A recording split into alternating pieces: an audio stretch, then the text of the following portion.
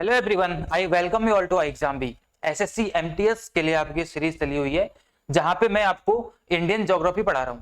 तो इसमें 2 lectures already आ चुके हैं जिसको आप लोग आई बटन और डिस्क्रिप्शन में जाकर के देख सकते हैं। ठीक है, आज ये थर्ड लेक्चर है जहां पे मैं बात करूंगा माउंटेन्स के बारे में। और इससे पहले के लेक्चर में हमने बात करी थी नॉर्दर्न माउंटेन्स यानी कि हिमालयास के बारे में बात करी थी। तो आज के इस वीडियो में क्या करेंगे, सेंट्रल इंडिया और साउथ इंडिया के जितने माउंटेन्स हैं उन सबको पढ़ेंगे और जानेंगे कि आपके एग्जाम के लिए क्या क्या इसमें से इंपॉर्टेंट है।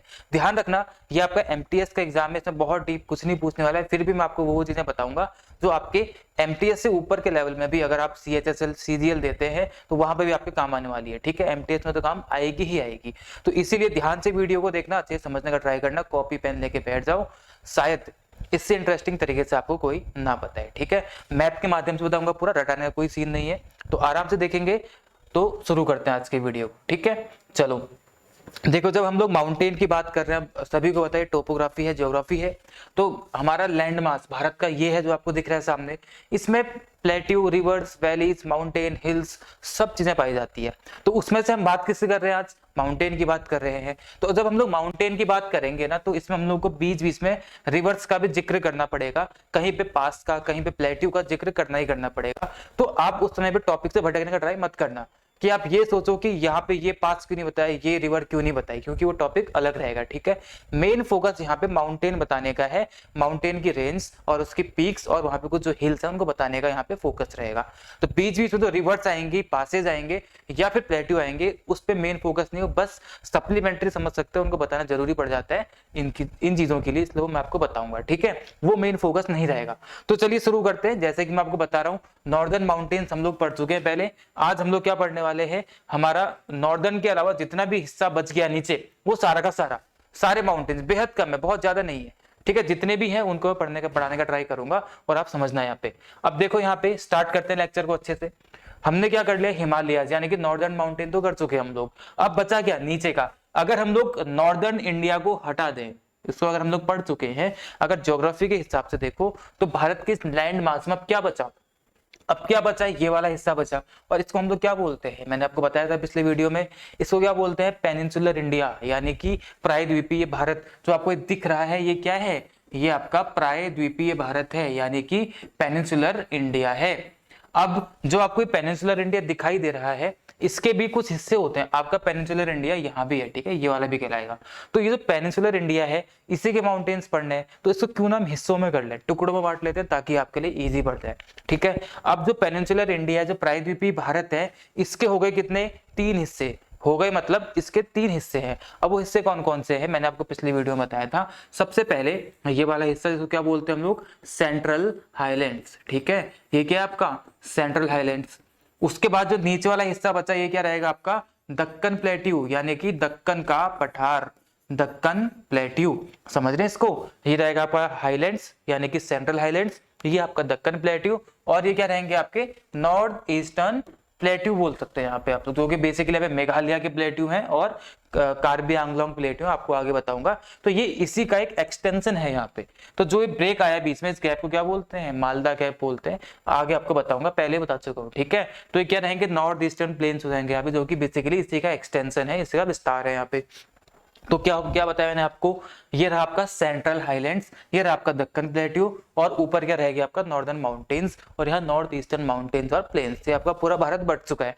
जैसे हम लोग ये सब कुछ पढ़ चुके हैं, आज हमें ये पढ़ना है। तो चलो स्टार्ट कहाँ से करेंगे हम लोग, सेंट्रल हाईलैंड से। ठीक है, ध्यान से देखो यहाँ पे कौन सा हिस्सा, जो प्रायद्वीपीय भारत है, इसका ऊपरी हिस्सा, नॉर्थ वाला हिस्सा यानी कि सेंट्रल हाईलैंड्स की बात करेंगे। यहाँ पे कौन कौन से माउंटेन रेंज आपके लिए इंपॉर्टेंट है, 5 से 6 इंपॉर्टेंट है, उससे ज्यादा नहीं है। तो स्टार्ट क्या करेंगे, सेंट्रल हाईलैंड्स। देखो, अब सेंट्रल हाईलैंड्स की बात करें तो दूसरे मैप में ले चलो क्या, ये वाले मैप में आ जाओ। ठीक है, ये वाले मैप में पढ़ते हैं। तो देखो, सेंट्रल हाईलैंड्स की जब हम लोग बात कर रहे हैं, तो सेंट्रल हाईलैंड स्टार्ट कहां से होता है, देखो ये हमारा क्या है, मध्य प्रदेश है। ठीक है, ये हमारा एमपी है। ऐसी उम्मीद मैं आपसे करता हूं कि आपने भारत का मैप देखा हुआ है, और अगर मैं बोलूं एमपी तो आपकी नजर यहां आनी चाहिए, यहां नहीं जाएगी, ये उम्मीद मैं आपसे करता हूं। ठीक है, जम्मू कश्मीर बोलूं तो आपकी नजर यहां जाएगी, यहां नहीं जाएगी। तो इतना आपको पता होगा, ऐसी मैं उम्मीद हमेशा से करूंगा। ठीक है, तो इसलिए जैसे मैंने एमपी बोला, आपकी नजर कहां आएगी, यहां पे आएगी। तो जैसे हम एमपी में आते हैं, तो इसके बीच में एक नदी बहती है, इसको क्या बोलते हैं हम लोग, नर्मदा। ठीक है, ये भाई आपकी नर्मदा नदी, ये कौन सी नदी है, नर्मदा। मैंने बोला था ना कुछ कुछ चीजों का जिक्र होगा यहाँ पे, तो वो होगा इस तरीके से, ठीक है। ये रही आपकी नर्मदा नदी। तो अगर आप मध्य प्रदेश के नर्मदा नदी में आते हैं और यहाँ जाएंगे तो यहाँ पे क्या है आपका अरावली रेंज है बेसिकली। राजस्थान, गुजरात, हरियाणा और दिल्ली में कौन सी रेंज है? अरावली रेंज। तो इसके बीच का जो हिस्सा दिख रहा है आपको, ये सारा का सारा क्या कहलाता है? आपका सेंट्रल हाईलैंड कहलाता है। क्या कहलाएगा? ये वाला हिस्सा ये आपका कहलाएगा सेंट्रल हाईलैंड। अगर आप कभी आपसे पूछे कि साउथ में सेंट्रल हाईलैंड की बाउंड्री इनमें से कौन बनाता है, तो वो कौन बनाएगा? नर्मदा नदी। यानी कि नर्मदा नदी से ऊपर का हिस्सा और अरावली रेंजेस से नीचे का हिस्सा क्या कहलाएगा? आपका सेंट्रल हाईलैंड कहलाएगा। अब इस सेंट्रल हाईलैंड में कुछ रीजन है, कुछ प्लेट्यू है, जिनको मिला करके सेंट्रल हाईलैंड बोला गया है। समझने का ट्राई करो कौन कौन से हैं। देखो, सबसे पहले यहाँ पे आएंगे हम लोग, सबसे पहले मारवाड़, ठीक है। तो ये वाला इलाका यानी कि अरावली पर्वत के ठीक पूर्व में, यानी कि ईस्ट में अगर आप आते हो तो यहाँ पे कौन सा है? ये वाला, ये है आपका मारवाड़। ध्यान देना इसको, ये है मारवाड़ का प्लेट्यू, ठीक है। अगर मारवाड़ के प्लेट्यू के राइट साइड में आते हो यानी कि ईस्ट में आते हो तो ये कौन सा हो जाएगा? आपका मध्य भारत, ठीक है। इंग्लिश में भी आप इसको मध्य भारत ही बोलेंगे, ठीक है। इसको कुछ और मत बोलना, इंग्लिश में भी मध्य भारत बोलोगे, हिंदी में भी मध्य भारत बोलोगे। तो ये कौन सा पठार हो गया? किसकी बात कर रहा हूं? सेंट्रल हाईलैंड की बात कर रहा हूं, समझने का ट्राई करना। सेंट्रल हाईलैंड में कौन आया? मारवाड़ आया। ये क्या आया? आपका मध्य भारत आया। उसके बाद यहाँ पे क्या आपका बेसिकली नर्मदा के ऊपर थोड़ी देर में बताऊंगा आपको, ये आपका क्या है? विंध्या माउंटेन है, विंध्या माउंटेन रेंज है, विंध्याचल पर्वत श्रृंखला है। तो अरावली से लेकर के विंध्याचल के बीच का जो एरिया है इसको क्या बोलते हैं हम लोग? मालवा का पठार। क्या बोलते हैं इसको? मालवा का पठार, ठीक है। ये रहेगा आपका मालवा का पठार। कौन से हो गए? मारवाड़, मध्य भारत और मालवा का पठार। ये तीन मेन है इसमें सेंट्रल हाईलैंड में। और कौन कौन से यहाँ पे देखने के लिए मिलेंगे आपको? अगर आप यहाँ पे आओगे तो क्या दिखेगा आपको? बुंदेलखंड, ठीक है। बुंदेलखंड बेसिकली यूपी और एमपी के बॉर्डर पे ये आपको दिखेगा बुंदेलखंड। यहाँ आओगे तो क्या दिखेगा आपको? बघेलखंड, यानी कि बुंदेलखंड के ईस्ट में आओगे तो क्या दिखेगा आपको? बघेलखंड। उसके बाद उसके भी ईस्ट में आओगे, जो एरिया कौन सा दिखेगा आपको? झारखंड, छत्तीसगढ़ और वेस्ट बंगाल। तो ये वाला इलाका है ना, इसको क्या बोलते हैं हम लोग? छोटा नागपुर का पठार, ठीक है। ये भी इंपॉर्टेंट है। कौन सा? छोटा नागपुर का पठार। तो ये जो पूरे के पूरे पठार मैंने आपको बताए का पठार, तो ये जो 5-6 पठार मैंने आपको बताए, इनको मिलाकर के क्या बनता है? आपका सेंट्रल हाईलैंड्स बनता है। क्या बनता है? Central highlands. कहां से स्टार्ट किया गया? इधर मारवाड़ का पठार यानी कि अरावली पर्वत से शुरू किया। ईस्ट में कहां जाएंगे? छोटा नागपुर का पठार। यहाँ पे राजमहल की पहाड़ियां हैं, यहाँ तक क्या दिखेगा आपको? क्या दिखेगा? सेंट्रल हाईलैंड्स दिखेगा, ठीक है। छोटा नागपुर का पठार, यही छोटा नागपुर है जिसका एक एक्सटेंशन कौन सा है? यहाँ पे जाते हैं हम लोग नॉर्थ ईस्ट में, जिसको क्या बोलते हैं हम लोग? इसको बोलते हैं मेघालय का पठार। क्या बोलेंगे इसको? ये मेघालय राज्य है, इसको क्या बोलेंगे? मेघालय का पठार।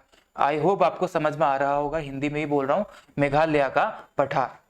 समझ रहे इसको? यही छोटा नागपुर जो कि इस सेंट्रल हाईलैंड का एक हिस्सा है। इस छोटा नागपुर का एक्सटेंशन यानी कि विस्तार क्या है? मेघालय का पठार है, ठीक है। मेघालय का पठार। और ये असम आएगा। असम में क्या है? कार्बी आंगलोंग, कार्बी आंगलोंग, ANGLONG, कार्बी आंगलोंग का पठार। यह भी इसका ही एक हिस्सा है, यह भी इस छोटा नागपुर पठार का ही एक हिस्सा है, यानी कि एक्सटेंशन है। अगर आपको स्टेटमेंट दिया जाए कि जो मेघालय का पठार और कार्बी आंगलोंग का पठार है, ये किसका हिस्सा है? इंडियन प्रायद्वीप का हिस्सा है, तो बोलेंगे हाँ बिल्कुल है। उसके भी अंदर बोलोगे तो किसका हिस्सा है? यह सेंट्रल हाईलैंड का हिस्सा है। उसके भी अंदर घुस के बोलोगे तो क्या बोलोगे? कि ये छोटा नागपुर के पठार का ही एक एक्सटेंशन है। कौन? मेघालय का पठार और कार्बी आंगलोंग का पठार, ठीक है। फिर बोलूंगा आपको कि ये मेन फोकस नहीं है इस टॉपिक में, लेकिन आपके लिए इंपॉर्टेंट है, इसलिए मैंने आपको बताया, ठीक है। माउंटेन पढ़ते हुए मेरे को ये बताना आपके लिए जरूरी था, क्योंकि मुझे आपको इस सेंट्रल हाईलैंड के एक्सटेंशन बताने थे कि कहां से कहां तक फैला हुआ है। इससे क्वेश्चन आपके बनते हैं। तो कहां से कहां तक फैला हुआ है? नीचे नर्मदा नदी और ऊपर अरावली रेंजेस और ईस्ट में छोटा नागपुर का पठार। मेन लैंड की बात करते हैं, ये तो एक्सटेंशन ही अलग हो चुका है ना। तो यहाँ पे क्या है? छोटा नागपुर का पठार, और यहाँ तो आपका अरावली है ही है। नॉर्थ वेस्ट में क्या है आपका? अरावली। तो ये इसका एक्सटेंशन देखने को मिलता है सेंट्रल हाईलैंड्स का, ठीक है। ये आपका सेंट्रल हाईलैंड्स रहेगा। और क्या रह गया इसमें? इतना ही रह गया बस। मारवाड़ का पठार, मध्य भारत, उसके यहाँ पे मालवा का पठार, यहाँ पे आपका कौन सा रहेगा? बुंदेलखंड, ये आपका बघेलखंड, ये आपका छोटा नागपुर, ठीक है। इतने पठार रहेंगे। अब देखो, ये हो गया ये वाला हिस्सा। अब पढ़ते इसमें कौन से? माउंटेन रेंजेस को देख लेते हैं, ठीक है। इसको मिटा देता हूं। अब देखते हैं हम लोग माउंटेन रेंजेस। तो माउंटेन रेंज कौन सी, सबसे पहले तो सेंट्रल हाईलैंड्स की बात करेंगे तो यहाँ पे कौन सी आती है, एक इसको बोलते हैं अरावली। क्या बोलेंगे इसको, अरावली, नोट कर लो, अरावली। अरावली माउंटेन रेंज सबसे पहले कौन सी आएगी, एक नंबर पे अरावली, ठीक है। उसके बाद अभी मैं केवल सेंट्रल हाईलैंड्स की बात कर रहा हूं, ठीक है। उसके बाद आप नीचे आओगे तो नीचे आते आते मध्य प्रदेश में आओगे, तो मध्य प्रदेश में तो ये वाला इलाका यानी कि जो बॉर्डर है बिल्कुल मध्य प्रदेश का और उत्तर प्रदेश का, यहाँ पे एक माउंटेन रेंज है, कौन सी, इसको क्या बोलेंगे, पॉइंट नंबर 2 बोल देते हैं। इसका नाम क्या है, विंध्या, ठीक है, विंध्याचल या फिर विंध्या, ठीक है। हमारे राष्ट्रगान में भी है ये, तो विंध्याचल माउंटेन रेंज यहाँ पे आ जाएगी आपकी, ये भी कहाँ आएगी आपके सेंट्रल हाईलैंड्स में आएगी। उसके बाद और क्या क्या है यहाँ पे, देखो उसके बाद है सतपुड़ा, ठीक है, सतपुड़ा यहाँ पे आएगी, जो महाराष्ट्र है, महाराष्ट्र और मध्य प्रदेश के बॉर्डर में सतपुड़ा है। अब एक चीज ध्यान देना, यहाँ पे मैं यहाँ लिख देता हूँ सतपुड़ा। आई होप आपको समझ में आ रहा होगा, मैं ट्राई कर रहा हूं कि आपको समझ में आए, ठीक है।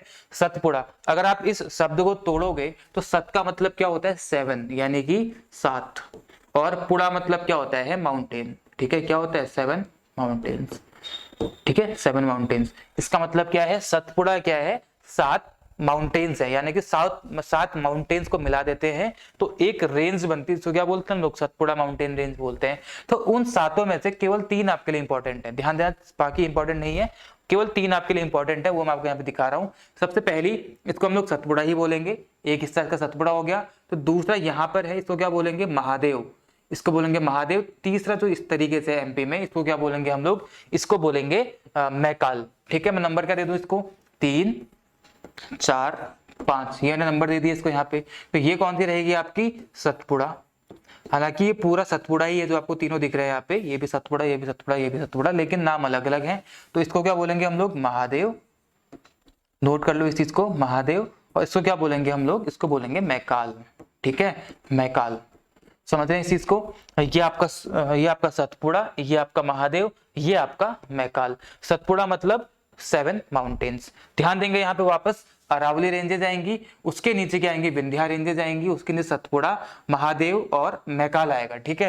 ध्यान देना, मैंने आपको क्या बोला था, तो सेंट्रल हाईलैंड्स हैं, सेंट्रल हाईलैंड्स, मैंने आपको बताया बाउंड्री कहां से स्टार्ट होती है, नर्मदा नदी से। इसको ब्लू कलर से दिखा देता हूं आपको, ये वाले कलर से, ये है आपकी नर्मदा नदी, ठीक है। ये कौन सी नदी है, आई होप आपको दिख रहा होगा, ठीक है। ये थोड़ा मोटा कर दें इसको, ये क्या है, नर्मदा नदी। ध्यान देना, मैंने क्या बोला था आपको कि जो यहां तक नहीं नर्मदा नदी, ठीक है, यहीं तक है, मैंने आपको दिखाया है बस। तो जो नदी है ये कौन सी है, नर्मदा नदी है। तो मैंने आपको क्या बोला था, सेंट्रल हाईलैंड्स की सीमा साउथ में कहां तक है, नर्मदा नदी तक है। लेकिन ध्यान देना, मैंने नदी बोला था, अगर आपसे पूछा जाए कि कौन सी नदी साउथ में सीमा बनाती है सेंट्रल हाईलैंड्स की, आप क्या बोलेंगे, नर्मदा नदी। लेकिन अगर आपसे पूछा जाए कौन सी माउंटेन रेंज साउथ में सीमा बनाती है सेंट्रल हाईलैंड की, आप क्या बोलोगे वहां पे, आप बोलोगे सतपुड़ा, क्योंकि सतपुड़ा माउंटेन रेंज है। दोनों क्वेश्चन में डिफरेंस है। अगर आपसे पूछा जाए सेंट्रल हाईलैंड की साउथ में सीमा कौन सी नदी बनाती है, तो आप बोलेंगे नर्मदा नदी। अगर आपसे पूछा जाए कि कौन सा पर्वत उसकी साउथ में सीमा बनाता है, तो आप क्या बोलोगे, तो आप बोलोगे सतपुड़ा, ठीक है। समझ रहे इस चीज को, तो सतपुड़ा, तो ये सेंट्रल हाईलैंड्स यहां से शुरू हो जाता है ऊपर, ठीक है। 2 जगह से, एक ही जगह से होगा बेसिकली, लेकिन सतपुड़ा पर्वत से ऊपर बोलते हैं कि हम लोग सेंट्रल हाईलैंड्स, और नर्मदा नदी से ऊपर बोलते हैं सेंट्रल हाईलैंड्स, क्योंकि नर्मदा के नीचे कोई नदी नहीं है जो कि इसकी बाउंड्री बनाए सेंट्रल हाईलैंड्स की, तो इसीलिए नर्मदा बनाती है। और यहाँ पे पर्वत की बात करेंगे तो कौन बनाएगा, आपका सतपुड़ा बनाएगा। तो दोनों क्वेश्चंस को ध्यान से देखना, इसमें काफी लोग गलती कर सकते हैं, ठीक है। तो ये आपको ध्यान देना था यहाँ पे। चलो अब क्या बताऊंगा मैं इसमें आपको, ध्यान देना यहाँ पे, इस वाले चीज को देखो, यहाँ से आपके काफी क्वेश्चंस बनते हैं। मैं बताता हूँ किस किस तरीके से आपसे क्वेश्चन क्या बन जाएगा। नर्मदा नदी के साउथ में, नर्मदा नदी के दक्षिण में कौन सी पर्वत श्रृंखला स्थित है, तो कौन सी पर्वत श्रृंखला स्थित है, सतपुड़ा। नर्मदा नदी के उत्तर में कौन सी पर्वत श्रृंखला स्थित है, तो नर्मदा नदी के उत्तर में कौन सी है, विंध्याचल, ठीक है। विंध्याचल और सतपुड़ा के बीच में कौन सी नदी बहती है, तो कौन सी नदी बहती है, आपकी नर्मदा नदी बहती है। समझ रहे इसको, समझ लेना अच्छे से। नर्मदा नदी और एक नदी यहाँ पे, इसका नाम मैं क्या लिख दूं आपके लिए, चलो सी लिख देता हूं, ठीक है, सी लिख दिया मैंने। नर्मदा नदी और सी नदी के बीच में कौन सी पर्वत श्रृंखला है, तो वो पर्वत श्रृंखला कौन सी है, सतपुड़ा है। तो अभी सी क्या है, इस सी का नाम है तापी, ठीक है, तापी, TAPI, अगर आपसे पूछा जाए नर्मदा नदी और तापी के बीच में कौन सी पर्वत श्रृंखला है, तो आप क्या बोलेंगे उसके लिए? सतपुड़ा है। नर्मदा और तापी के बीच में सतपुड़ा, सतपुड़ा और विंध्या के बीच में कौन सी नदी? नर्मदा नदी बोलेंगे आप लोग। ठीक है, इस तरीके से क्वेश्चन बनता है। मैं आपको कहां पे लिख के दिखा दूं, यहाँ पे छोटा सा, इसको मिटा दूं क्या? सतपुड़ा को ये लिखा हुआ, इसको मिटा देते हैं, 1 मिनट। ठीक है, ये मिटाएंगे। यहाँ पे आपको दिखाता हूँ कि मैं बोल क्या रहा हूँ। आपको इसलिए यहाँ पे एम्फेसाइज कर रहा हूँ क्योंकि यहाँ पे क्वेश्चन बनता है आपके लिए। देखो, सबसे ऊपर क्या आएगा आपका? विंध्या। ये क्या है? ये है आपका विंध्या। ठीक है, विंध्या मतलब विंध्या माउंटेन रेंज। ठीक है, विंध्या के नीचे जब आओगे तो क्या आएगी? यहाँ पे नर्मदा नदी। तो ये क्या है? नर्मदा। ये क्या है? नर्मदा नदी। नर्मदा के नीचे आओगे तो क्या आएगा आपका? सतपुड़ा। ठीक है, सतपुड़ा। और सतपुड़ा के साउथ में आओगे तो क्या आएगा आपका? तापी। ठीक है, ये क्या आएगा आपका? तापी। तो इस सीक्वेंस को याद रखना, बहुत बार क्वेश्चन फ्रेम हुआ यहाँ से। अभी इसके बीच में और क्या आता है? वैली भी आती है, इसके बीच में वैली भी स्थित है यहाँ पे वो घाटी, आपको घाटी में जाकर के पढ़ाऊंगा, यहाँ पे नहीं। बस उतना बता रहा हूँ जो आपके लिए इस टॉपिक में इंपॉर्टेंट है। तो विंध्या पर्वत के साउथ में कौन? नर्मदा। नर्मदा के साउथ में कौन सी पहाड़ी? सतपुड़ा। सतपुड़ा के साउथ में कौन सी नदी? तापी। अगर मैं आपसे पूछूं विंध्या के साउथ में कौन सी पहाड़ी, तो आप सीधे बोलेंगे सतपुड़ा। फिर आप नर्मदा मतलब कि नर्मदा नदी है। ठीक है, नर्मदा नदी है। नर्मदा के साउथ में कौन?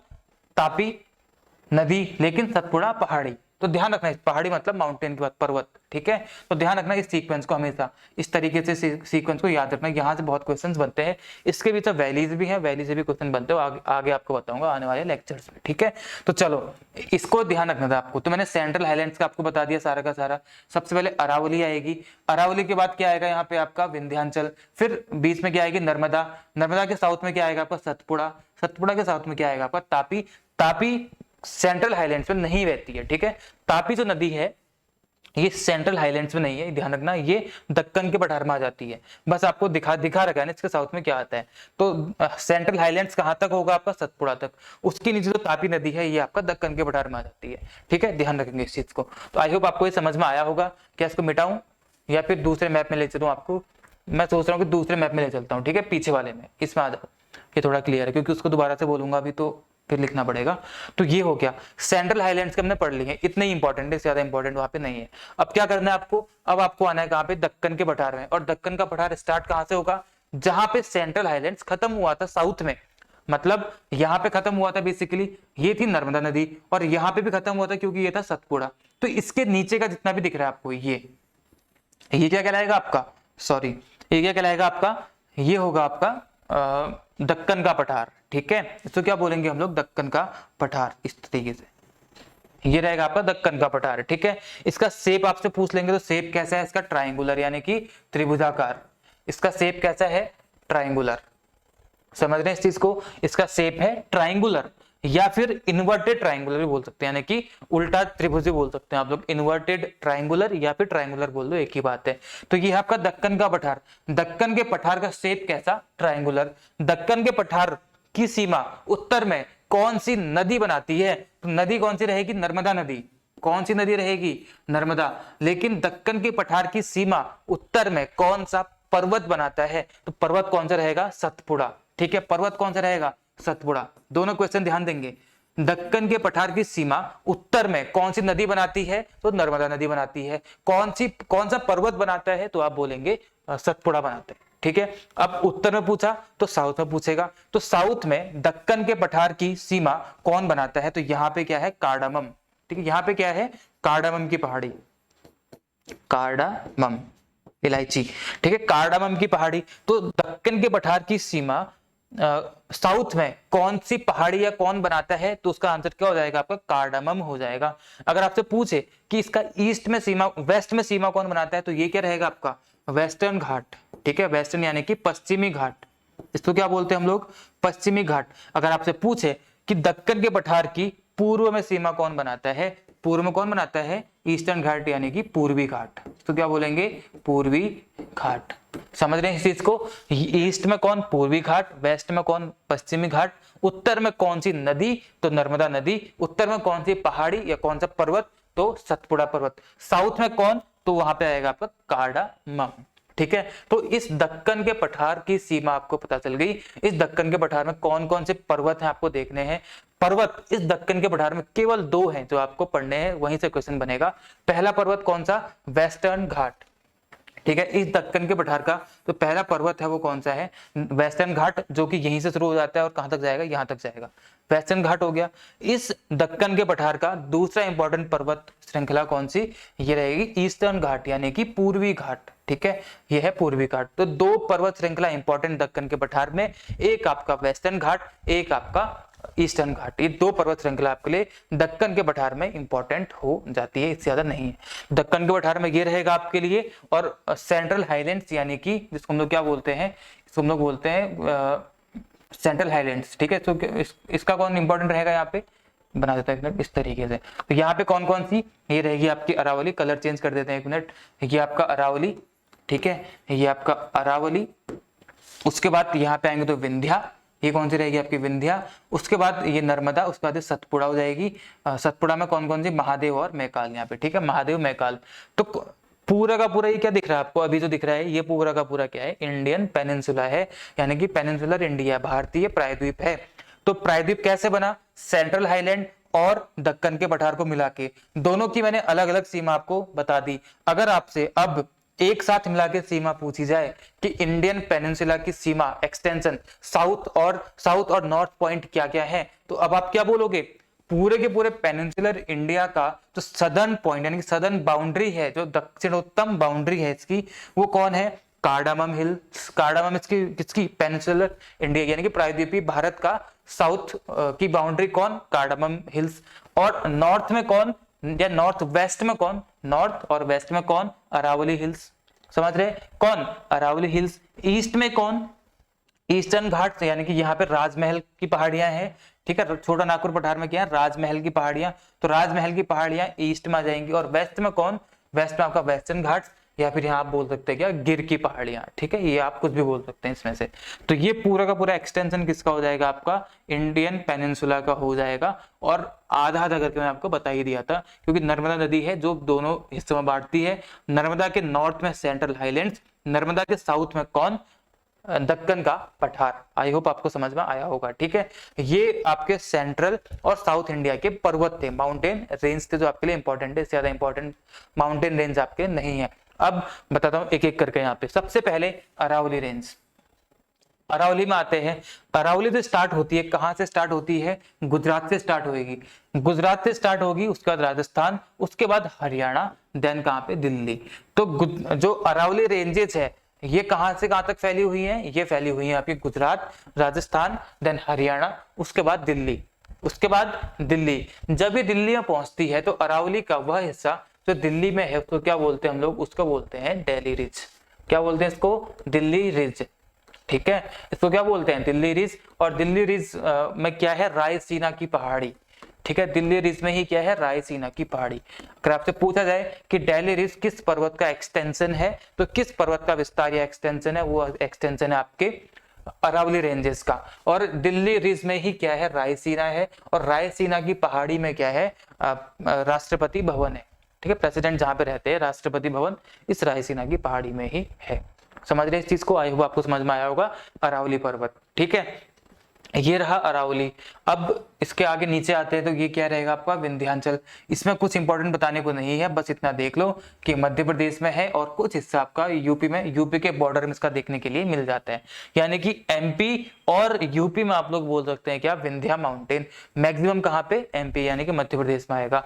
उसके बाद नर्मदा नदी कहाँ पे आएगी आपके, नर्मदा नदी आएगी मध्य प्रदेश में। उसके बाद इसके नीचे क्या है, सतपुड़ा है।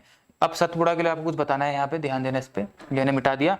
अब देखो सतपुड़ा क्या है यहाँ पे, चलो इसे लिख देते हैं। ये है आपका सतपुड़ा, मैंने आपको बताया था सतपुड़ा मतलब 7 माउंटेन, जिसमें 7 माउंटेन्स है, लेकिन 3 इंपॉर्टेंट। सबसे पहले सतपुड़ा वाली ये, जो कि आपके महाराष्ट्र और मध्य प्रदेश वाले इलाके में पाई जाएगी, पहली सतपुड़ा रेंज।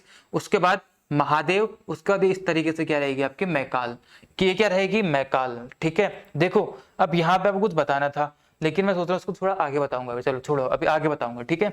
थोड़ा सा आगे बताऊंगा। तो 3 हिस्से कौन कौन से, सतपुड़ा, महादेव और मैकाल, तीनों हो चुके हैं। ठीक है, अब आगे बढ़ेंगे तो ये क्या, ये आपका वेस्टर्न घाट्स, ये आपका ईस्टर्न घाट्स, और इधर क्या गारो खासी जयंती सारी की सारी है ही है। ठीक है, ये हम पढ़ चुके हैं पहले, जितनी पहाड़ियां यहाँ पे। देखो अब ये तो माउंटेन रेंज हो गई, लेकिन अब होते हैं हिल्स। ठीक है, जो माउंटेन से छोटे होते हैं हिल्स, वो भी आपके लिए इंपॉर्टेंट है इसी में। लेकिन हिल्स में जाने से पहले मैं आपको क्या बताना चाहता हूँ, पीक्स, इन सबकी पीक्स जो आपके एग्जाम में पूछी जा सकती है। ठीक है, पीक्स पढ़ते हैं। चलो सबसे पहले अरावली। तो अरावली की सबसे हाईएस्ट पीक कौन सी है, ये आपसे पूछ सकते हैं। तो सबसे हाईएस्ट पीक अरावली की कौन सी रहेगी, कहाँ लिखो, यहाँ पे इस कलर से, ये रहेगी कौन सी, इसको बोलते हैं गुरु शिखर। ठीक है, गुरु शिखर, गुरु शिखर, गुरु शिखर। तो अरावली की सबसे हाईएस्ट पीक, सबसे ऊंची चोटी कौन सी है, गुरु शिखर, जो कि माउंट आबू में स्थित है। कहाँ पे स्थित है, अरावली रेंज में ही स्थित है एक माउंट आबू। तो माउंट आबू में स्थित क्या है, गुरु शिखर। आबू एक रेलवे स्टेशन भी है, जो लोग गुजरात गए होंगे तो आबू क्या है, वहां पे रेलवे स्टेशन भी है। तो मतलब माउंट आबू है, तो माउंट आबू में क्या है, गुरु शिखर, जो कि इस अरावली रेंज की सबसे ऊंची चोटी है। सबसे हाईएस्ट पीक कौन सी, गुरु शिखर, माउंट आबू में। और यहीं पे इस माउंट आबू में क्या है, दिलवाड़ा का जैन टेम्पल।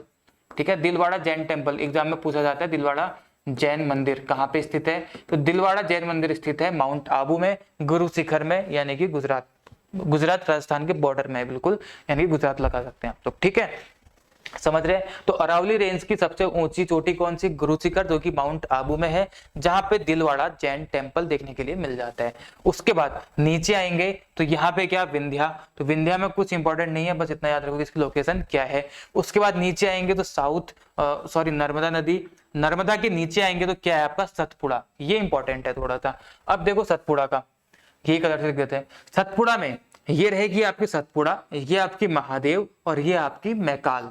ये आपकी महादेव, ये आपकी मैकाल।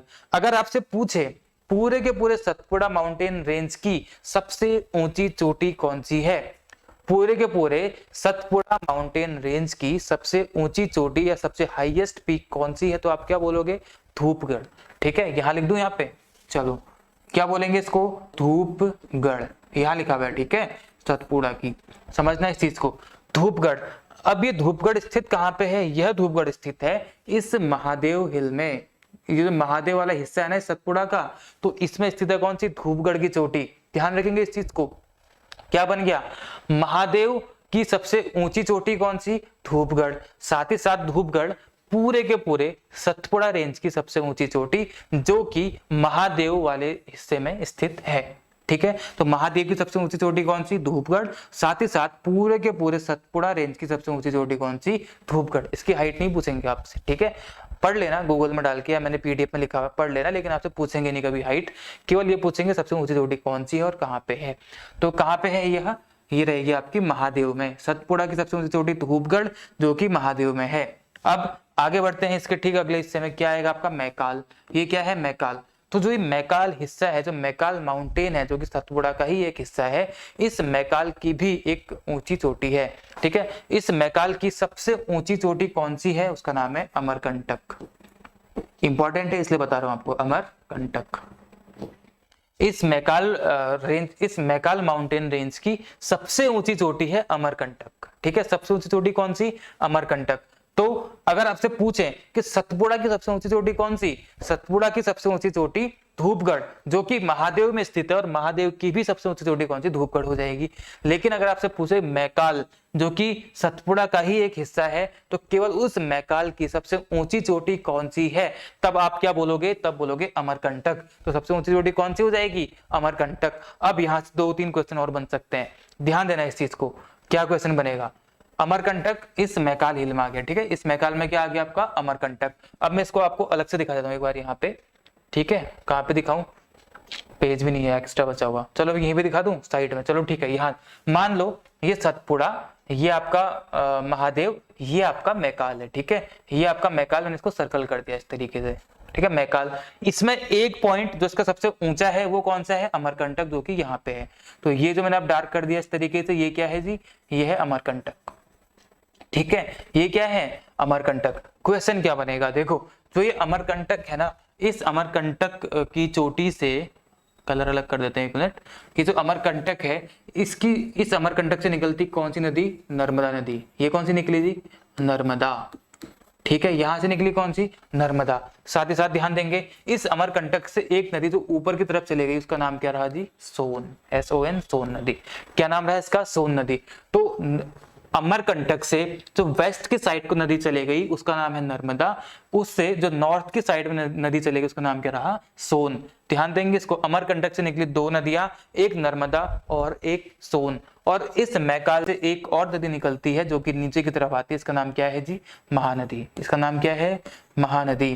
तो अब ध्यान देंगे यहाँ पे, अगर आपसे क्वेश्चन पूछा जाए कि अमरकंटक से, यह स्टेटमेंट दिया जाए आपको कि अमरकंटक से नर्मदा, सोन और महानदी निकलती हैं, क्या यह स्टेटमेंट सत्य है कि असत्य है? तो आप बोलेंगे कि जी ये सत्य नहीं है, ये बिल्कुल इनकरेक्ट स्टेटमेंट है, क्योंकि अमरकंटक से केवल दो नदियां निकलती है जिसका नाम है नर्मदा जो कि ईस्टवार्ड्स बहेगी, वेस्टवार्ड्स बहेगी, और एक आपकी सोन नदी जो कि नॉर्थवार्ड्स बहेगी। लेकिन जो महानदी है ये इस मैकाल से निकलती है। ठीक है, इस मैकाल, सतपुड़ा के मैकाल माउंटेन रेंज से निकलती है कौन सी? महानदी। तो अगर आपसे पूछें, आपको स्टेटमेंट दे दे कि मैकाल रेंज या मैकाल माउंटेन से नर्मदा, सोन और महानदी निकलती है, तो बिल्कुल सही हो जाएगा, क्योंकि मैकाल माउंटेन से तीनों नदियां निकलती हैं। लेकिन जो मैकाल की अमरकंटक चोटी है तो अमरकंटक से केवल दो निकलती हैं, एक नर्मदा एक सोन। समझ रहे हैं?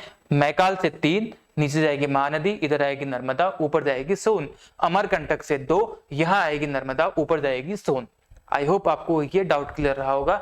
इसमें बहुत सारे लोगों के क्वेश्चन गलत होते हैं। ठीक है, और ये क्या है जी? ये है महादेव। महादेव की सबसे ऊंची चोटी कौन सी? धूपगढ़, जो कि पूरे के पूरे सतपुड़ा की सबसे ऊंची चोटी है। ठीक है, चलो समझ में आया यहाँ पे। तो जो नर्मदा नदी निकल रही है, तो ये नर्मदा नदी कहाँ से निकली है?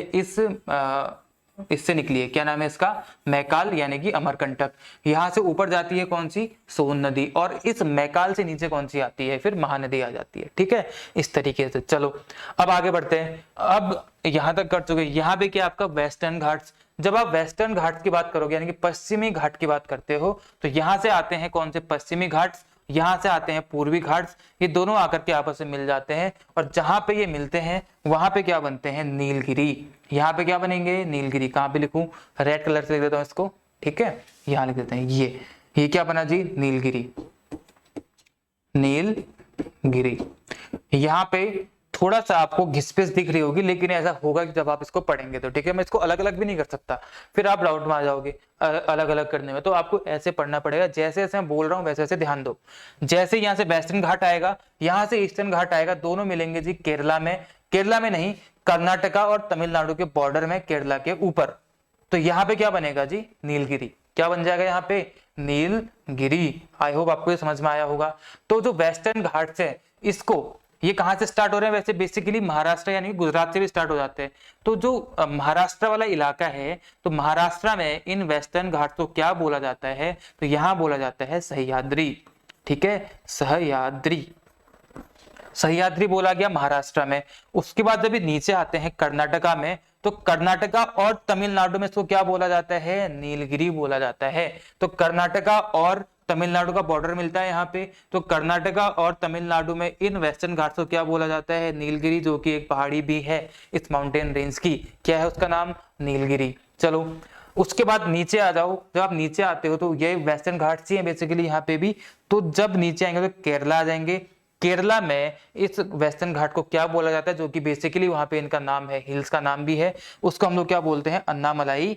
ठीक है, ANAMALI, अन्नामलाई, और साथ साथ कार्डामम हिल्स, दोनों बोला जाता है। केरला में आते हैं ये हिल्स, तो क्या बोलते हैं इनको? कार्डामम हिल्स, और उसके साथ साथ अन्नामलाई बोलते हैं। ठीक है, तो जो बेसिकली वहां पे अलग से हिल्स भी हैं, इन्हीं के नाम पे हैं, इन्हीं का एक्सटेंशन बेसिकली वो है, इन्हीं वेस्टर्न घाट्स का एक्सटेंशन है। तो वेस्टर्न घाट्स को महाराष्ट्र में क्या बोलेंगे? सह्याद्री बोलेंगे। कर्नाटका में और तमिलनाडु में क्या बोलेंगे? क्योंकि उन्हीं का एक्सटेंशन है, वही मिलकर बनाती है। तो क्या बनेगी यहाँ पे? नीलगिरी बनेगी। नीलगिरी में बेसिकली ईस्टर्न घाट्स और वेस्टर्न घाट्स आकर के मिल जाते हैं नीलगिरी में। ठीक है, नीचे आओगे केरला में। केरला में क्या बोलते हैं इनको? इन्हीं का एक्सटेंशन है नीचे, इनको बोलते हैं अन्नामलाई और कार्डामम। दो हिल्स है यहाँ पे, एक अन्नामलाई हिल, एक कार्डामम हिल। कौन कौन से? अन्नामलाई और कार्डामम, दो हिल्स देखने को मिलेंगे। अब साथ ही साथ आपको एक चीज और बताते चलता हूं, तो पूरा का पूरा वेस्टर्न घाट है, इस वेस्टर्न घाट की सबसे ऊंची चोटी कहां पे देखने को मिलेगी? अन्नामलाई में। ठीक है, अन्नामलाई में। मैं चोटी का नाम कहां लिख देता हूँ? यहाँ लिखता हूँ, यहाँ नहीं दिखा रहा आपको, चोटी में यहाँ लिख देता हूँ। ठीक है, उसका नाम क्या है? अनाईमुड़ी। अनाईमुड़ी जो पूरा का पूरा वेस्टर्न घाट से, जो कि यहाँ से स्टार्ट होके केरला तक जाता है, नीचे कार्डामम हिल तक जाता है, तो इस पूरे के पूरे वेस्टर्न घाट की सबसे ऊंची चोटी कौन सी है? उसका नाम है अनाईमुड़ी। ठीक है, इसका नाम है अनाईमुड़ी, जो कि अन्नामलाई हिल पे स्थित है। क्वेश्चन ध्यान देना, वेस्टर्न घाट की सबसे ऊंची चोटी कौन सी? अनाईमुड़ी। और ये अनाईमुड़ी कहां पे स्थित है? अन्नामलाई पे स्थित है। अन्नामलाई कहां पे? केरला में। वेस्टर्न घाट का एक्सटेंशन अन्नामलाई, उसकी सबसे ऊंची चोटी कौन सी? अनाईमुड़ी, जो कि पूरे के पूरे वेस्टर्न घाट का सबसे हाईएस्ट पीक है। कौन सी? अनाईमुड़ी। सेकंड नंबर पे कौन सी आएगी? डोडा बेटा। ठीक है, सेकंड नंबर पे कौन सी आती है जी? डोडा बेटा। इन दोनों में बहुत डिफरेंस नहीं है, मतलब 30-40 मीटर का डिफरेंस है बस। ठीक है, सेकंड नंबर पे डोडा बेटा आएगी, जो कि नीलगिरी की है। अगर आपसे अब पूछे नीलगिरी की सबसे ऊंची चोटी, तो आप बोलोगे डोडा बेटा, लेकिन वेस्टर्न घाट की सेकंड हाईएस्ट पीक इज डोडा बेटा। साथ ही साथ इस पूरे दक्कन के पठार की, या इस पूरे नीचे जितना भी हिस्सा है, इसकी सबसे ऊंची चोटी कौन सी आएगी? साउथ इंडिया की बेसिकली बोल दो तो आएगी अनाईमुड़ी। सेकंड नंबर पे डोडा बेटा। समझ रहे हैं इस चीज को? डोडा बेटा। चलो जी आगे बढ़ते हैं। और डोडा बेटा कहां पे है? नीलगिरी में स्थित है, जो कि सेकंड हाईएस्ट पीक है किसकी? वेस्टर्न घाट्स की। फर्स्ट हाईएस्ट पीक कौन सी? अनाईमुड़ी, जो कि कहां पे है? अन्नामलाई हिल में। अन्नामलाई हिल कहां पे है? केरला में है। समझ रहे हैं इस चीज को? आई होप आपको समझ में आ रहा होगा। अब साथ ही साथ ये क्या आएंगे आपके? ईस्टर्न घाट, यानी कि पूर्वी घाट। पूर्वी घाट में कुछ बताने जैसा नहीं है, बस एक चीज याद रखो कि पूर्वी घाट की जो सबसे हाईएस्ट पीक है, वह कौन सी हो जाएगी आपकी? पूर्वी घाट की कौन सी हो जाएगी आपकी? क्या बोलते हैं इसको? महेंद्रगिरी। ठीक है, इसकी कौन सी हो जाएगी आपकी? महेंद्रगिरी। इतना याद रखना आपको, ज्यादा नहीं। ठीक है, ये रहेगी इसकी महेंद्रगिरी। चलो, पूर्वी घाट और पश्चिमी घाट में ज्यादा रेगुलर या लगातार कौन है? इसमें ब्रेक नहीं है, वो कौन है? पश्चिमी घाट। लेकिन जो पूर्वी घाट है उसमें ब्रेक मिलेंगे आपको बीच बीच में, वो कंटिन्यूअस या फिर रेगुलर बिल्कुल भी नहीं है। कौन? पूर्वी घाट। ठीक है, पश्चिमी घाट रेगुलर है और सब कुछ है यहाँ पे। ठीक है, अब देखो हमने सेंट्रल हाईलैंड्स का देख लिया, उसके साथ साथ किसका देख लिया हमने? दक्कन के पठार का देख लिया। इधर आ जाओ, क्योंकि ये भी इस इंडियन पेनिनसुला का ही हिस्सा है, इधर वाला इसी का हिस्सा है।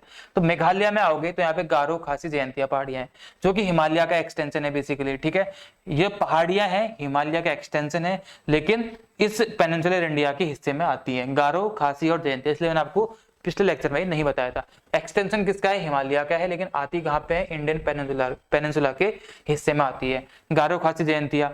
आसाम में आ जाओगे, आसाम में क्या आपका? कार्बी आंगलोंग प्लेट्यू है, ये आपको मैं बता चुका हूँ। तो ये यहाँ का हो जाएगा। बाकी जितनी पहाड़ियां, डापला, मिसमी, अबोर, बूमबटकोई, सब कुछ मैं आपको पहले बता चुका हूँ सारा का सारा। ठीक है, यहाँ का तो गारो, खासी, जयंती आ जाएगी यहाँ पे, और यहाँ कार्बी आंगलोंग आपका पठार आ जाएगा। ये भी आपके पेनिनसुलर इंडिया का ही एक हिस्सा है।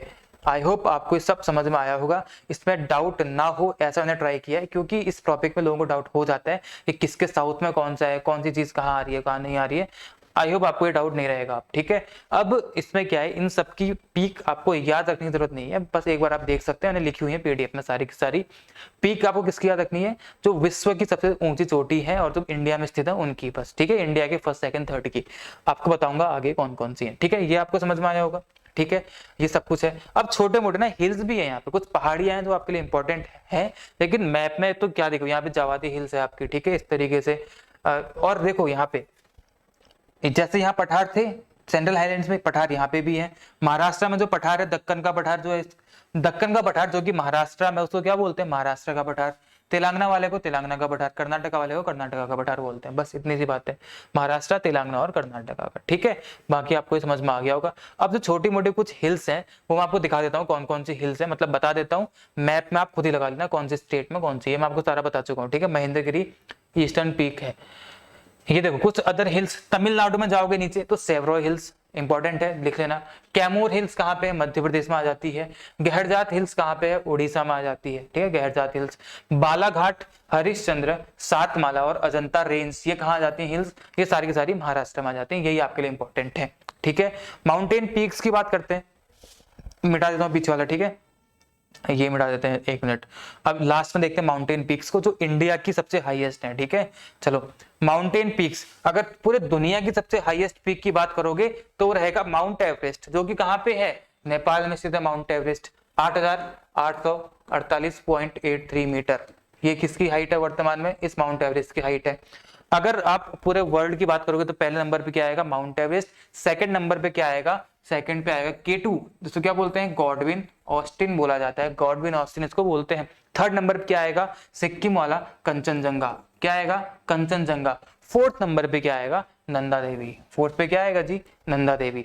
ये पूरे विश्व का क्रम है, नंबर 1, 2, 3 और 4।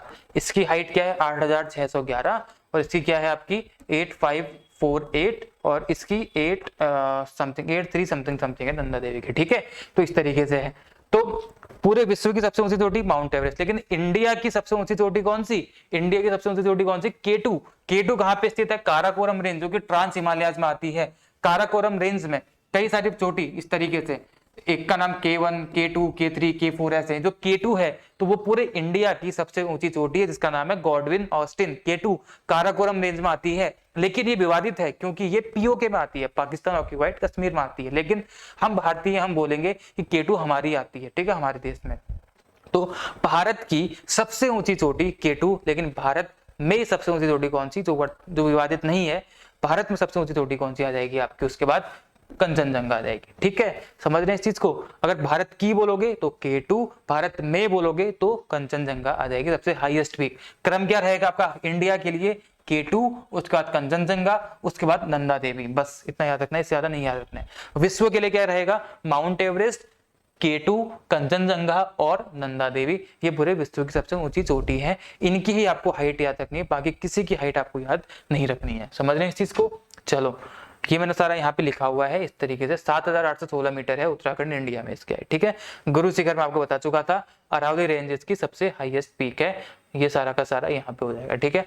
देखो माउंट एवरेस्ट यहाँ पे आ जाएगा, काराकोरम में K2 यहाँ पे आएगी, कंचनजंगा यहाँ पे आएगी, नंदा देवी यहाँ पे आ जाएगी, गुरु शिखर यहाँ पे आ जाएगा आपका, और यहाँ पे क्या आएगी, धूपगढ़ चोटी आ जाएगी, और यहाँ पे क्या आएगी आपके मैकाल रेंज की, इसका नाम क्या था, अमरकंटक आ जाएगी यहाँ पे, ये सतपुड़ा रेंज हो जाएगी, ठीक है। ईस्टर्न घाट की सबसे हाईएस्ट पीक यहाँ पे आएगी आपकी अनाईमुड़ी, सेकंड हाईएस्ट डोडा बेटा यहाँ पे आ जाएगी।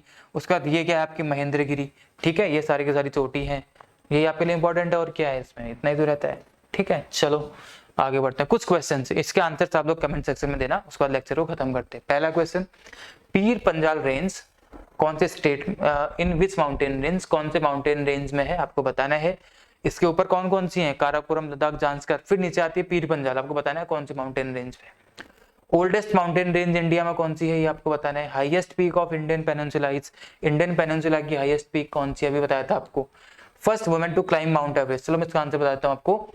देखो भारत की पहली महिला वुमेन जिसने माउंट एवरेस्ट को फतेह किया था 1984 में, 1984 में, उनका नाम क्या था, बछेंद्री पाल।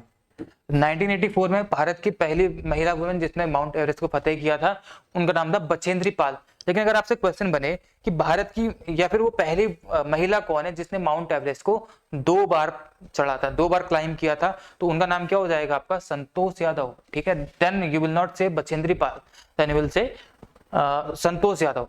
संतोष यादव ने माउंट एवरेस्ट को 2 बार चढ़ा था, ठीक है, 1992 और 1993 में। लेकिन बछेंद्री पाल ने पहली बार चढ़ा था 1984 में। तो पहली महिला कौन, 84 में बनी थी कौन, बछेंद्री पाल। और संतोष यादव पहली महिला जिसने 2 बार फतेह किया था, वो संतोष यादव रहेंगी।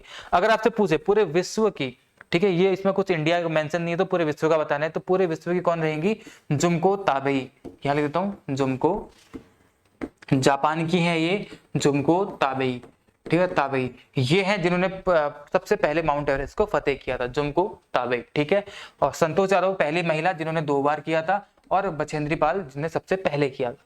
Highest mountain peak of India is, Bharat की सबसे ऊंची चोटी कौन सी है, आपको बताना है, ठीक है। इसका आंसर भी आप लोग देंगे, कमेंट सेक्शन में दे देना इनका आंसर जिसको को पता है। बाकी जितनी भी चीजें अगर इसमें कुछ छूटी होंगी तो आपको आगे आने वाले लेक्चर में बता दूंगा, बाकी छूटा कुछ नहीं है। जो रिवर्स प्लेटू इनके बीच बीच में आ रहे थे, वो अगले टॉपिक्स रहेंगे मेरे, जहाँ पे मैं आपको उन सबको बताऊंगा। वहां पे हेल्प किसकी लेंगे? माउंटेन्स की। माउंटेन्स में किसकी हेल्प ली हम लोगों ने? नदियों की ली, और कहीं कहीं पे हम लोगों ने वैलीज की भी ले ली थी। ठीक है, तो चलो लास्ट में आपको हमारे चैनल को सब्सक्राइब कर लेना है, YT वाला भी और टेलीग्राम वाला भी, बेल आइकन दबा लेंगे। ये सारा आप जानते हैं एज यूजुअल जो करते हैं सारे लोग, सब्सक्राइब करके बेल आइकन को दबा लेंगे। ठीक है, इतना ही था मेरी तरफ से आज के इस वीडियो में। आई होप आपको समझ में आया होगा Himalayas, central India, south India की सारी चीजें। कुछ इंप्रूवमेंट अगर आप चाहते हो, कुछ एडिशन चाहते हो, तो कमेंट सेक्शन में बताओ कि क्या एडिशन करना चाहिए, ताकि आपके लिए हेल्प हो सके। ठीक है, जितना होगा मैं अब यहाँ से ट्राई करूंगा कि आपके एग्जाम तक इंडियन ज्योग्राफी से कुछ भी आपके लिए छूटे। ठीक है, तो फिर अपनी तैयारी को करते रहो। मिलेंगे नेक्स्ट वीडियो में, तब तक जय हिंद, जय भारत।